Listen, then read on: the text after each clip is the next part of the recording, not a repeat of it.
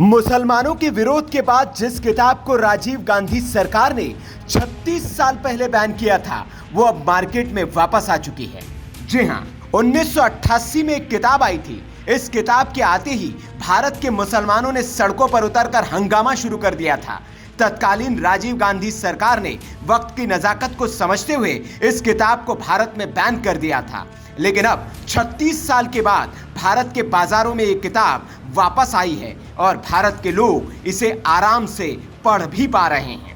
दरअसल जब ये किताब आई थी तब ईरान के एक नेता रूहुल्लाह खोमेनी ने एक फतवा जारी कर मुसलमानों से रुश्दी और उसके प्रकाशकों की हत्या करने का ऐलान भी किया था। ब्रिटिश भारतीय उपन्यासकार सलमान रुश्दी की विवादित किताब का नाम है द सैटेनिक वर्सेस।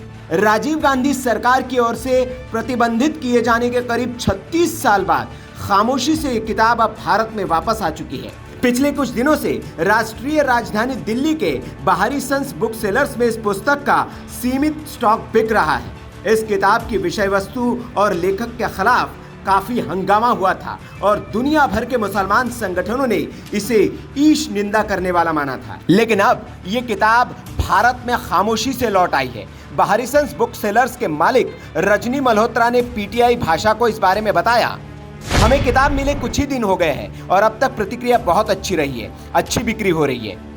आपको बता दें कि इस किताब की कीमत 1999 रुपए है और ये किताब केवल दिल्ली एनसीआर में बाहरी संस बुक सेलर्स स्टोर पर ही अभी मिल रही है। किताब विक्रेता ने इस बारे में एक्स पर पोस्ट कर ऐलान भी किया।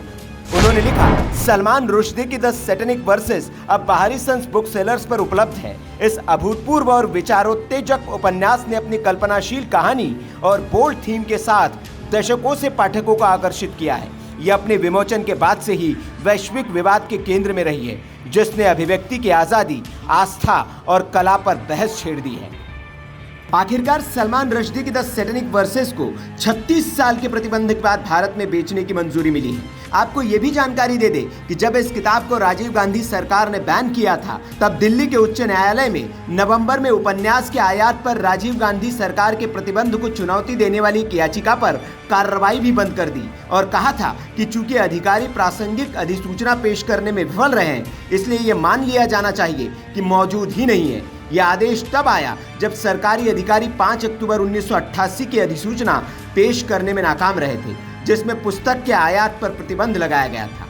1988 में किताब के प्रकाशन के कुछ वक्त बाद ही ये किताब मुश्किल में पड़ गई थी। ईरानी नेता रूहुल्लाह खोमेनी ने एक फतवा जारी कर मुसलमानों से रुश्दी और उसके प्रकाशकों की हत्या करने का ऐलान किया था। रुश्दी ने लगभग 10 साल ब्रिटेन में और अमेरिका में छिपकर जीवन बिताया है। जुलाई 1991 में उपन्यासकार के जापानी अनुवादक हितोशी इगाराशी के उनके कार्यालय में हत्या कर दी गई थी। लेबनानी अमेरिकी हादी मतर ने 12 अगस्त 2022 को एक व्याख्यान के दौरान मंच पर रुश्दी पर चाकू से हमला कर दिया था, जिससे उनकी एक आंख की रोशनी चली गई थी। लेकिन विवाद का ये जन अब एक बार बोतल से फिर बाहर आ चुका है। अब देखना होगा कि भारत के मुसलमानों की इस किताब पर क्या प्रतिक्रिया आती है। Bureau report, VK news.